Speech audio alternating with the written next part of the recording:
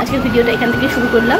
এখন বাজে 7:15। খুব আজকে একটা স্পেশাল দিন। তার সাথে হচ্ছে আমার মাতৃত্বে 3 বছর, মানে আজকে আমার কুকুর জন্মদিন। তো এখন যাবো, সব কাজবাজ সারা হয়ে গেছে। এখন হচ্ছে 7:15 বাজে। এখন যাচ্ছি পুজো দিতে, তারপর ছোটোখাটো করে একটা অনুষ্ঠান করবো।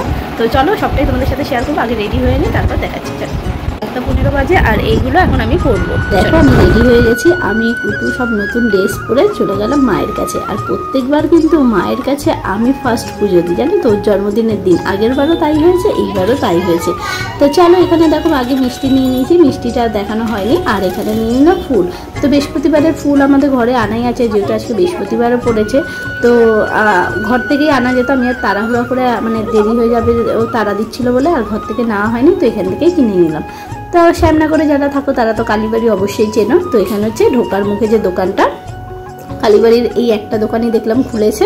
তো এখান থেকে ধূপকাঠি, মোমবাতি আর জবা ফুলের মালা নিয়ে নেবো একটা। মায়ের কুটুর জন্মদিনটা ছিল মহালয়ার পরের দিন, যে সেদিন প্রথমা ছিল। আর ফুলের দাম এত হাই হয়ে গেছে কি বলবো। এক একটা গেঁদা ফুলের মালা চাইছিল 40 টাকা, আর এই জবা ফুলের মালাটা 30 টাকা নিয়েছে।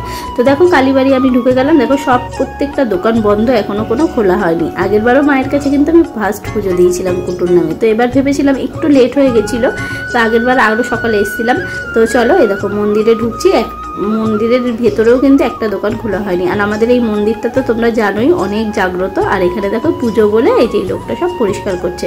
আমাদের পুজো দেওয়া কমপ্লিট হয়ে গেছে, কারণ হচ্ছে মায়ের মন্দিরে ফটো তোলা নিষেধ। আর যে রাধাকৃষ্ণের মন্দিরটা পিছন দিকে আছে, ওটাও কিন্তু ফটো তুলতে দেয়নি। তো মায়ের মন্দিরে একদম ফার্স্ট পুজো দিয়েছি, খুব ভালোভাবে দিয়েছি। কুকুরকে আশীর্বাদ করলো। ওখানে তো আর ভিডিও করা যায় না। তো তোমাদের এই শিব মন্দিরটাই তোমরা ভিডিও করতে পারবে, যে ঠাকুর মশাইটা ছিল বলে এখানে তুমি করতে পারবে। তা আমি একটু ভিডিও নিয়ে নিচ্ছিলাম আর কুটুকেও, আর জল দিচ্ছিল আমার সাথে সাথে। কিন্তু কালী ঠাকুর দেখেও খুব ভয় পাচ্ছিল। ওকে বললাম একটু নমস্কার করতে, কিছুতেই নমস্কার করলো না। যাই হোক, এখানে কিন্তু নিজের থেকেই, আমি কিন্তু বলেও দিই নিজে নমস্কার করো, নিজের থেকেই দেখলাম নমস্কার করলো। যাই হোক, ভোলে বাবা যেন, মা তারা যেন সবাইকে ভালো রাখে, সুস্থ রাখে। আর কুটুর এরকম দিন যেন প্রত্যেক বছর আমি পালন করতে পারি। তো সেই মানসকামনা নিয়েই আমি পুজো করলাম। দেখো ওকে কিন্তু আমি বলিনি যে নমস্কার করতে, কিন্তু নিজে থেকেই করলো। তো চলো, খুব ভালোভাবে পুজো দিয়েছি। আর দেখলাম সামনেই দেখলাম মানে ঘট আছে, ঘটের মধ্যে জল, দুধ সব কিছু দেওয়া, 10 টাকা করে নিল। তো এই যে রাখা আছে দেখো সাইডে, তো সব গুছিয়ে রাখে। যারা যারা শিবের মাথায় জল ঢালে 10 টাকা করে, ওই যে ঘটগুলো ছোট ছোট ঘট আছে, তো নিয়ে আমি একটু দিয়ে দিলাম। আর এই যে আমাদের পুজো টুজো দেওয়া হয়ে গেছে। কুটু দেখো একা একাই জুতো করছে, ওকে আর বলেও দিতে হয় না। তারপর একটু ঘুরলাম টুরলাম, মানে ঘুরবো আর কি, ভেতরটাই 2-1টা ফটো তুললাম, সেলফি তুললাম। তো এইবার বাড়ি যাব। বাড়ি গিয়ে সে আবার, যেহেতু অনেক অ্যারেঞ্জমেন্ট করা আছে, সকালবেলা একটা ভাত করব। আর যাই হোক, ওখানে দেখো দুপুরে মানে বিকেলের যে মাংস হবে, তো ওই যে খাসির মাংস নিয়ে নিচ্ছে, বিকেলবেলা হবে তো মটন কষার ফ্রাইড রাইস আর অনেক কিছু হবে।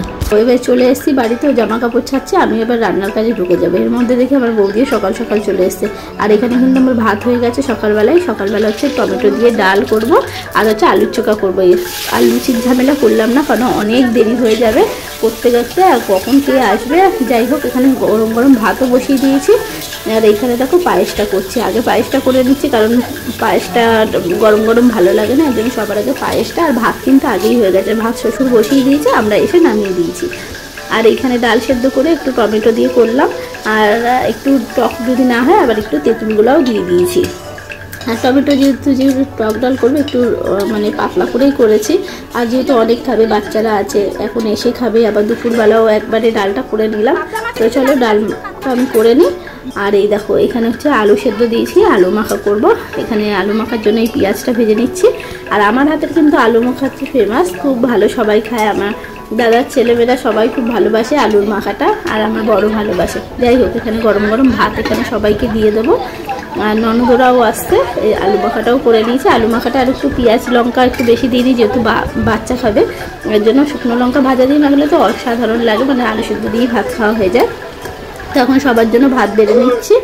আর এর মধ্যে খেতে খেতেই দেখি আমার ননদ চলে এসছে, মানে ননদের ছেলে, আর আমার বাবা আর ছোটদার ছেলেমেয়েরাও সব চলে এসছে। যাই হোক, এটা রোদে দিয়ে দেবো। এই যে আমার ননদ আর ননদের ছেলে, ননদের কিন্তু কাছেই বিয়ে হয়েছে। আর আমাদের খাওয়া দাওয়া হয়ে গেছে, এবার এদের দিয়ে দেবো, মানে বাবাকে, আবার ননদকে, তারপর হচ্ছে দাদার ছেলে মেয়ে। দাদার ছেলে বাবা আবার মিষ্টি টিষ্টিও এনেছিল অনেক। তো কী কী পেয়েছে সেটাও পরে দেখাবো। যাই হোক, আর এখানে দেখো সবার খাওয়া দাওয়া হয়ে গেছে, এই যে সবাই রেস্ট করছে, আর আমি আমার বৌদিরা সব রান্না করছে। আমার বৌদি কিন্তু সব রান্না করে দিয়েছে বেশিরভাগটা, আসলে করে কোনো অনুষ্ঠান হলে করে দেয়। আর এখন বর্ডার দিয়েছে মশলা বাটতে, সব পেঁয়াজ গোটা গোটাই আছে। আর এখানে দেখো পার্শে মাছটা আমাদের হয়ে গেছে, শস্য পোস্ত দিয়ে পার্শে মাছ করেছে দুপুরের জন্য এটা। আর হচ্ছে এই কাতলা মাছের মাখা, মানে কাতলা মাছ কালিয়া টাইপের করা হবে। আরও কি কি হবে সেটা তোমাদের পরে দেখাবো। মাছের নুন হলুদ মাখানো সব কিছু একদম রেডি হয়ে গেছে। আর কুটুকে স্নানও করিয়ে দিয়েছে ওর দাদু। দেখো তো বলে দাও মাকে, বলো বলো ভালো লাগছে আমাকে, বলো মাকে জিজ্ঞেস করো।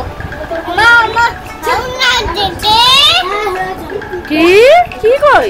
যাই হোক, আর আমার দাদার ওই ছেলেটা দেখেছো কিভাবে চুল কেটেছে, কি বাজে লাগছে।